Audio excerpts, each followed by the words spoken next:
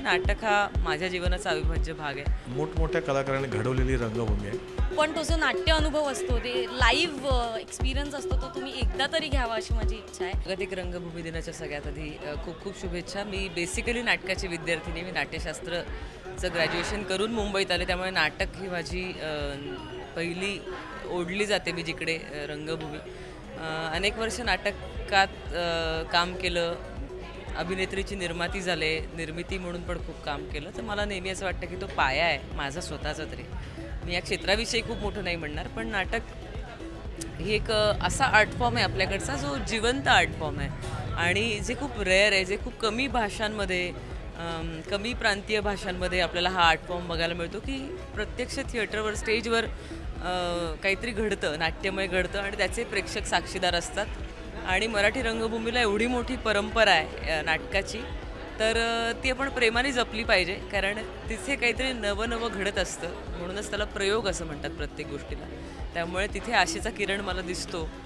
आजही नाटकाचं पान उघडते तेव्हा जाहिराती बघून बरं वाटतं की इतकी नाटकं आता चालू आहेत आणि ज्या अर्थी प्रमाण एवढं आहे नाटकं येण्याचं, निर्मिती होण्याचं, त्या अर्थी त्याच्यात मिळणारा इंडस्ट्री म्हणून पण ते चांगलं वर्क होतं आहे. त्यामुळे मला वाटतं की नाटक हा माझ्या जीवनाचा अविभाज्य भाग आहे आणि अनेक प्रेक्षक, अनेक पिढ्या अशा आहेत जे नाटकाशिवाय तो एक सोहळा असतो नाटक बघणं. एखाद्या सणासारखं असतं की ते गजरे विकत घ्यायचे, मग इंटरव्हलला तो वडा खायचा, मग नाटकाविषयी चर्चा, मग घरी जाऊनही 2 दिवस ते नाटक स्वतःमध्ये जात नाही. त्यामुळे नाटक ही खूप महत्त्वाची गोष्ट आहे, हे पण जपली पाहिजे मनापासून. जागतिक रंगभूमीला माझ्याकडून लाख लाख शुभेच्छा. जागतिक म्हणण्यापेक्षा मला असं वाटते आमची मराठी रंगभूमी खूप स्ट्रॉंग आहे. ही आत्ताची नाही, गेले कित्येक वर्षांपासून कित्येक कलाकारांनी, मोठमोठ्या कलाकारांनी घडवलेली रंगभूमी आहे. फक्त आम्ही ते पुढे नेण्याचं काम करतो आहे. माझी कारकीर्द म्हणाल तर शाहीर साबळे आणि पार्टी, मग ऑल द बेटसारखं नाटक, मग एक नाटकांचे प्रयोग करत करत सही रे सही आज मोर्च्या वर्षीपर्यंत आलो आहे. नाटक हे माझ्यासाठी खूप खूप मोठी गोष्ट आहे. चित्रपट, सिरियल नंतर येतं, पण नाटक पहिले येतं माझ्यासाठी.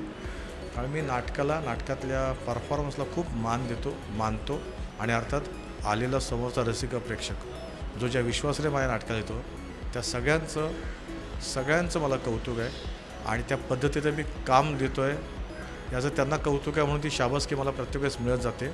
त्यामुळे अशा ह्या रंगभूमीची नेहमी प्रामाणिक राहील. त्यामुळे या जागतिक रंगभूमी दिनाला माझ्याकडून लाख लाख शुभेच्छा. मी असं सांगेन की मला माहिती आहे की आता सध्या आपल्याकडे खूप ऑप्शन्स आहेत एंटरटेनमेंटसाठी, की बी एट मूवी थिएटर्स, बी एट वेब शोज, घरी बसल्या बसल्या तुम्हाला उत्तम काय काय बघायला मिळतं. पण तो जो नाट्य अनुभव असतो, ते लाईव्ह एक्सपिरियन्स असतो, तो तुम्ही एकदा तरी घ्यावा अशी माझी इच्छा आहे. आणि प्लीज प्लीज प्लीज म्हणजे फक्त माझंच नाही, सगळ्यांचंच नाटक बघा, because it is a lovely experience. नाटक हे कधीही न मरणारी गोष्ट आहे. नाटक बघणं हा एक वेगळाच अनुभव असतो. प्रत्यक्ष रंगमंचावरती आपण ते नाटक बघतो, ते कॅरेक्टर्स बघतो, ते अभिनेते बघतो.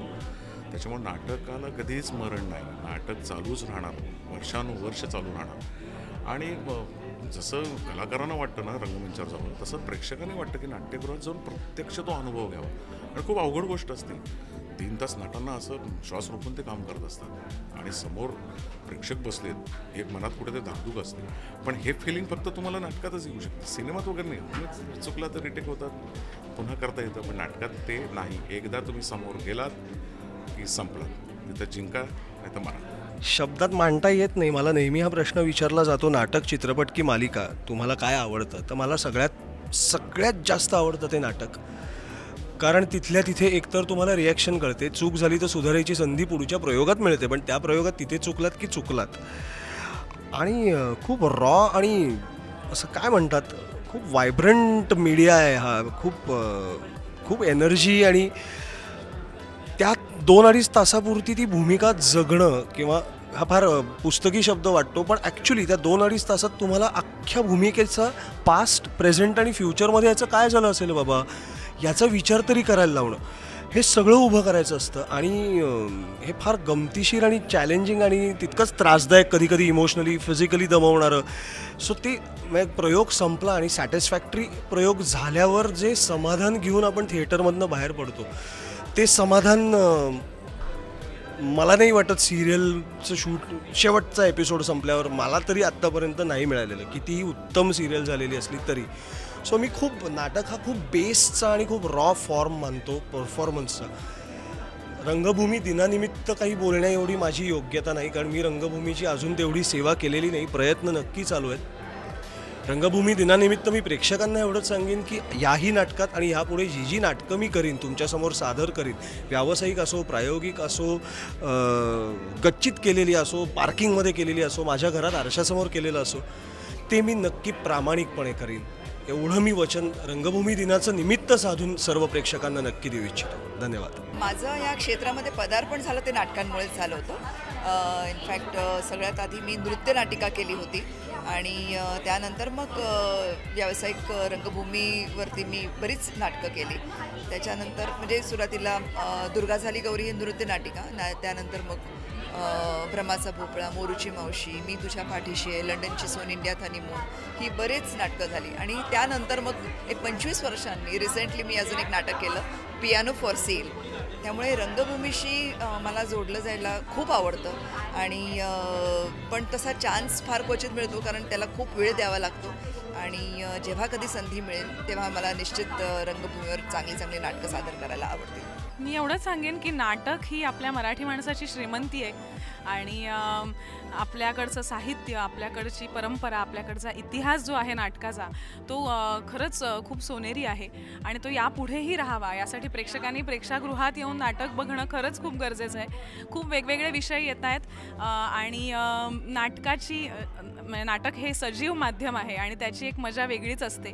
तर जसं आम्ही नट म्हणून किंवा आम्ही रंगकर्मी म्हणून काहीतरी वेगळं करू पाहतोय, तसं यावेळेला प्रेक्षकांनी सुद्धा जागतिक रंगभूमी दिनाच्या निमित्ताने हे ठरवावं की महिन्याला एक तरी नाटक आपण पाहावं.